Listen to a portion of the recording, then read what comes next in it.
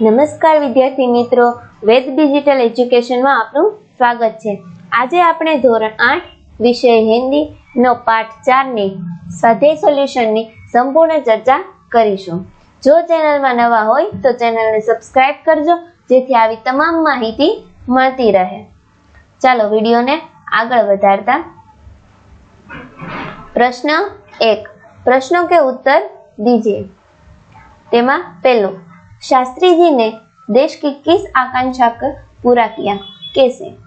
तो जवाब आवशे पंडित नेहरू के बाद देश को संभालना और उसे आगे ले जाना एक कठिन काम था, लेकिन देश ने यह भांप लिया था कि देश को संभालने की ताकत सिर्फ शास्त्री जी में ही है। वह जो कुछ भी करते हैं तो वह राष्ट्र प्रेम की भावना से ही करते थे। देशवासियों को भी उन पर सबसे अधिक विश्वास और प्रेम था। शास्त्री जी ने अपने निर्मल चरित्र और मजबूत संकल्प शक्ति से देश की आकांक्षा को पूरा किया। बीजो, लाल बहादुर शास्त्री पर गांधी जी के आदर्शों का क्या प्रभाव पड़ा? तो जवाब आवशे शास्त्री जी के व्यक्तित्व पर गांधी जी का गहरा प्रभाव पड़ा। गांधी जी ने प्रभाव से प्रेरित होकर उन्होंने अपनी पढ़ाई छोड़ दी। गांधी जी के प्रभाव के कारण ही उनका मन देशभक्ति और समाज कार्यों की ओर लगा रहा। शास्त्री जी ने गांधी जी के विचारों को अनुरूप अछूतों के उद्धार में अपने आप को लगा दिया। शास्त्री जी ने गांधी जी के द्वारा चलाए गए रचनात्मक कार्यों में भी हिस्सा लिया था। इस तरह गांधी जी का शास्त्री जी के जीवन पर गहरा प्रभाव था। વિડિયો ને આગળ વધારતા પહેલા આપણી એપ્લિકેશનની માહિતી લઈ લઈએ। પ્લે સ્ટોર માં જઈને વેદ ડિજિટલ એજ્યુકેશનની એપ્લિકેશન તમે ડાઉનલોડ કરી શકો છો। ત્યારબાદ તમને પેજ જોવા મળશે। તે પેજ પર તમે તમારો મોબાઈલ નંબર ડાયલ કરીને તમે સેન્ડ ઓટીપી આપી શકો છો। તેમાં પેજ ખુલતા એક્ઝામ પેપરમાં એકમ કસોટીના પેપરો જોવા મળશે। ત્યારબાદ આ પેજ ખોલતા તમને દરેક વિષયો ધોરણો જોવા મળશે અને તમે તમારા ધોરણ પર ક્લિક કર્યા બાદ તમને વિષયો જોવા મળશે અને કોઈ પણ વિષય પર ક્લિક કર્યા બાદ તમને તેમના પાઠ જોવા મળશે। અમને પાઠ પર ક્લિક કરતા પાઠની સમજૂતી, સ્વાધ્યાય સોલ્યુશન, સ્વઅધ્યયન પોથી સોલ્યુશન, ગાલા સોલ્યુશન અને ગાલા સ્વાધ્યાય પોથીના સોલ્યુશનો જોવા મળશે। ચાલો મિત્રો વિડિયોને आगळ वधारता त्रीजो, शास्त्री जी के संसदीय जीवन की शुरुआत कैसे हुई?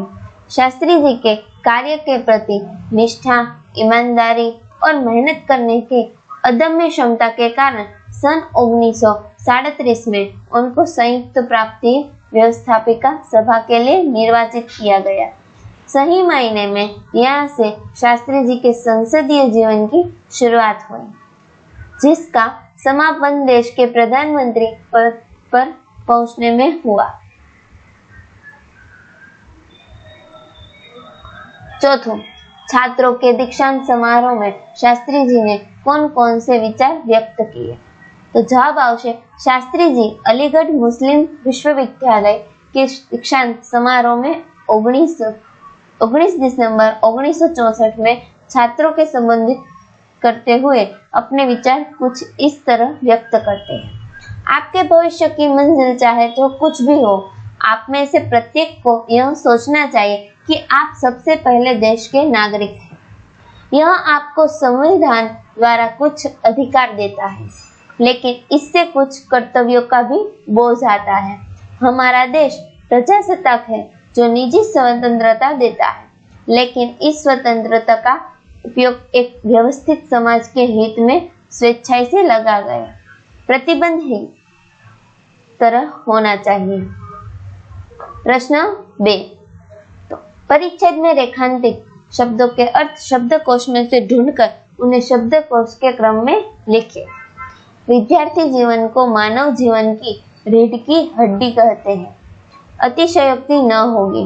विद्यार्थी काल में मानव में जो संस्कार पैदा जाते हैं, जीवन भर ही वही संस्कार अमिट रहते हैं। इसलिए यही काला आधारशिला कहा गया है। यदि यह नींव दृढ़ बन जाती है तो जीवन सुदृढ़ और सुखी बन जाता है। यदि इस काम में बालक कष्ट सहन कर लेता है तो उस ज्ञान मिलता है, उसका मानसिक विकास होता है। जिस वृक्ष को प्रारंभ से सुंदर सिंचन और खाद मिल जाती है वह पुष्टि एवं पल्लवित होकर संसार को स्वरूप देने लगता है। इस प्रकार विद्यार्थी काल में बालक श्रम, अनुशासन, संयम एवं नियमन के जांच में ढल जाता है। वह आदर्श विद्यार्थी बनकर सभ्य नागरिक बन जाता है। पहलू रीढ़ तो मेरुदंड, अमिट तो अटल, आधारशिला तो नींव, खाद तो जमीन का उपजाऊपन बढ़ाने वाला पदार्थ, पल्लवित तो जवाब आवशे विकसित, सौरभ तो आवशे सुंदर, सभ्य तो श्रेष्ठ। उत्तर को शब्दकोश के क्रम में अटल जमीन का उत्पादन बढ़ाने वाला पदार्थ, नींव, मेरुदंड, विकसित, शिष्ट, सुगंध।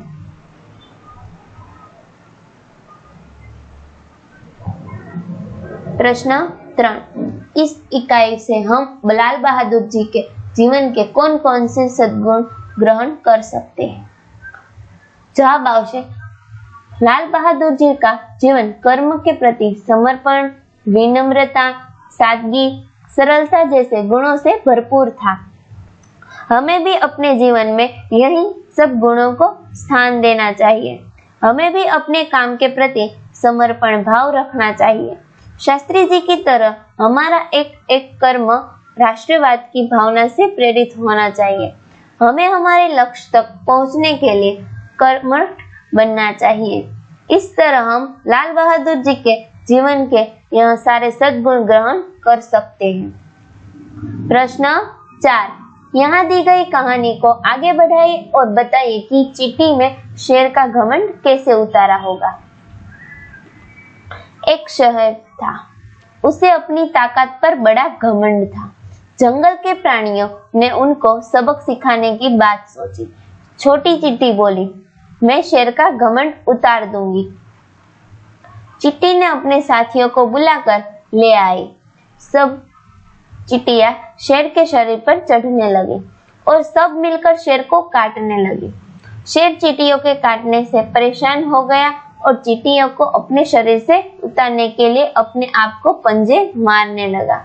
अंत में चींटियों से परेशान होकर शेर ने हाथ जोड़कर चींटियों से माफी मांगी और आगे से कोई घमंड न करने का वादा किया। चींटियों भी शेर के शरीर से उतरकर अपने अपने दिल में चली गई। इस तरह अपनी एकता के कारण छोटी चींटी ने बड़े और खतरनाक क्रूजर का घमंड उतार दिया। इस कहानी से हमें यह सीख मिलती है कि किसी भी छोटे प्राणी को तुच्छ नहीं समझना चाहिए। एकता में बड़ी ताकत होती है। छोटे से छोटा प्राणी भी एकता से बड़ी मुसीबत का सामना सफलतापूर्वक कर सकता है। Thank you.